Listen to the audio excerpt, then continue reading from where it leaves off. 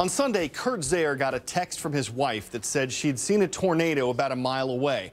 5 minutes later, she sent him another that said their house was gone.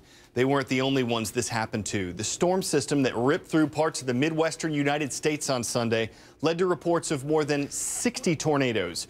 Authorities say at least 7 people were killed, hundreds more were injured. The enhanced Fujita scale rates tornadoes based on how much damage they cause. The one that hit the city of Washington, Illinois was classified as an EF4. That means its winds were between 170 and 190 miles per hour.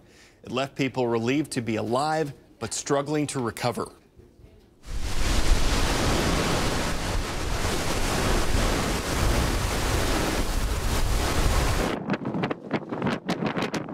It's on the ground! It's on the ground! A tornado warning has been issued until 3 p.m. Eastern Standard Time for the following counties. Get to the centermost portion of your home and take cover. I am hearing things right now, Chuck. Yes. I think we may need to take shelter right now ourselves. We do. We need to go off the air. Yeah. We will be back when we can. Right. We'll be right back. Let's go. Let's go. Our Father who art in heaven, hallowed be thy name. Thy kingdom come, thy will be done on earth as it is in heaven. And so I go outside and I heard this, it's like a train, like a loud train. I said, this isn't right. I said, it's not thunder, it's not, and it just kept coming, getting louder. The garage was sitting there with the truck. It's gone. It's laying there. It was tearing it apart like it was just a cardboard box. I mean, the siding was just getting ripped apart. This is the clothing I own now.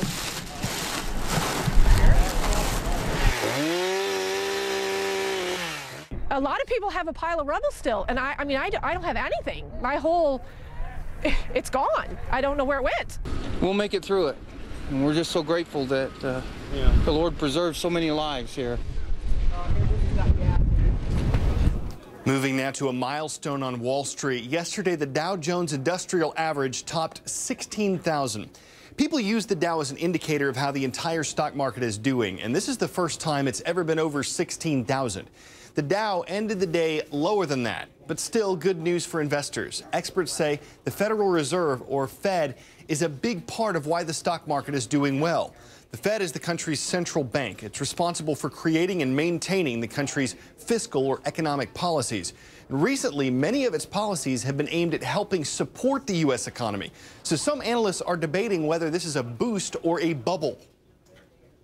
These are not normal times. That's right. This is what the important thing to bear in mind is. We're not watching a Dow that's hitting 16,000 in normal economic circumstances. Because corporate earnings are fantastic. It's not doing it on its own. No, it's doing it because we've got exceptional printing money accommodative policy. Janet Yellen talked about it. This is not a normal economy. It's not a normal market. It's been artificially pumped. And some conservatives say it's a sugar high being helped by the Fed. It's helping the richest Americans, people who invest in stocks, but it hasn't really resulted in a lot of jobs growth yet. And that's something, you know, Janet Yellen would like some jobs growth. And do watch out for that correction, which may not come until the Fed actually starts tapering, but come it will. There's no doubt about it. And that's when the investor has to hold their nerve. The best way to look at the tapering, I think, for people who might think, what are they talking about tapering? It's the training wheels on the economy. And the Fed has training wheels on the economy. Those training wheels will come off. Will the bike wobble? Yes. We'll have Pretty to see. expensive training wheels. They certainly are.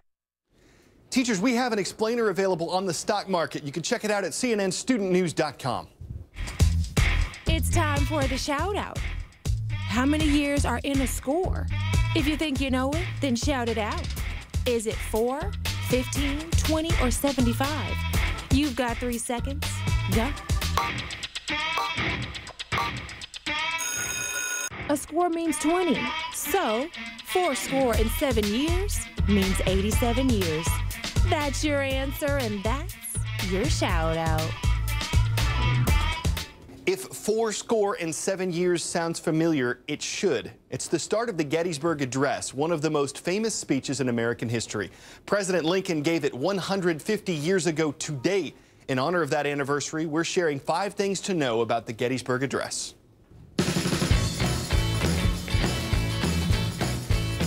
Number 1, it was short, just 273 words total. The first speaker that day, Edward Everett, talked for 2 hours. When President Lincoln stepped forward to give his speech, it only lasted 2 minutes. Next, the legacy of the speech. Lincoln talked about the founding principles of the country, liberty and equality, and about the need to preserve democracy, government of the people, by the people, for the people. Another famous line, "The world will little note nor long remember what we say here," that might have been a little misleading. Historians say President Lincoln saw a chance to talk to Americans about the significance of the Civil War.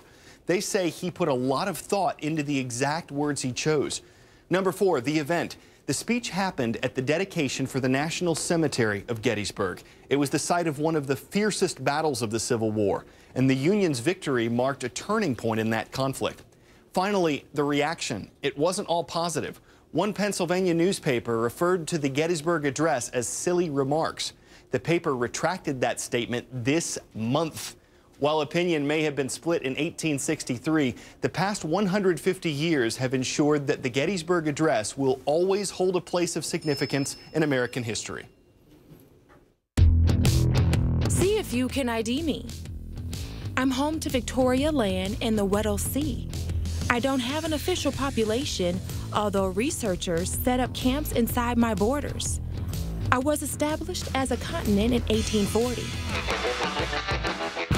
I'm Antarctica, the coldest, driest, and windiest continent on the planet.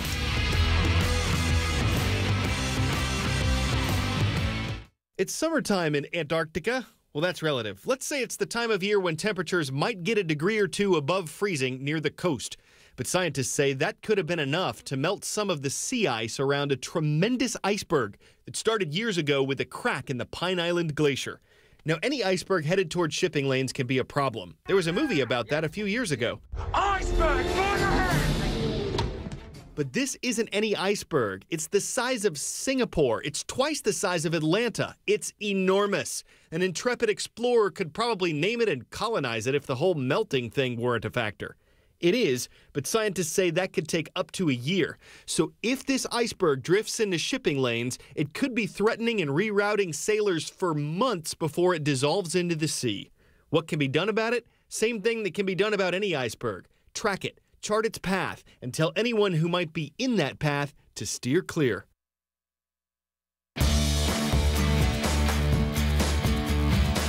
It's Tiger Tuesday on our roll call. It's time for us to scratch 3 more schools off our list. In New York, we've got the Tigers from Mamaroneck Avenue School. Then we jump down to the Mansfield High Tigers from Mansfield, Texas.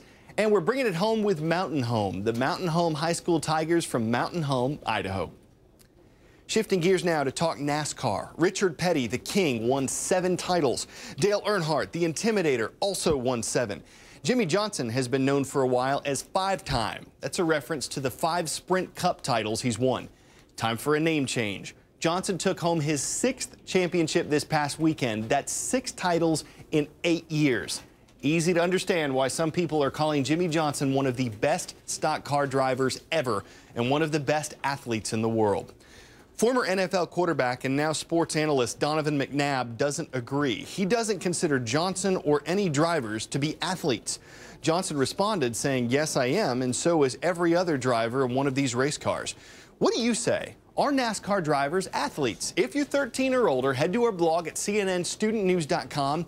If you're already on Facebook, facebook.com/CNNStudentNews. Usually when you say someone walks on water, you mean it figuratively.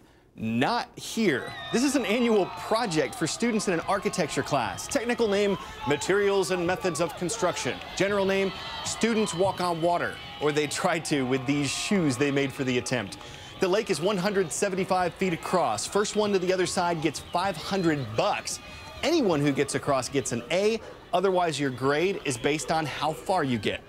The class might be a required course, or it could be an elective. Woo! But if you're into design, the challenge is guaranteed to whet your appetite. Float an idea, see if it holds water, and then hit the lake, boy, and see. That's all the time we have for now. We'll sure be back with you tomorrow for more CNN Student News. See you then.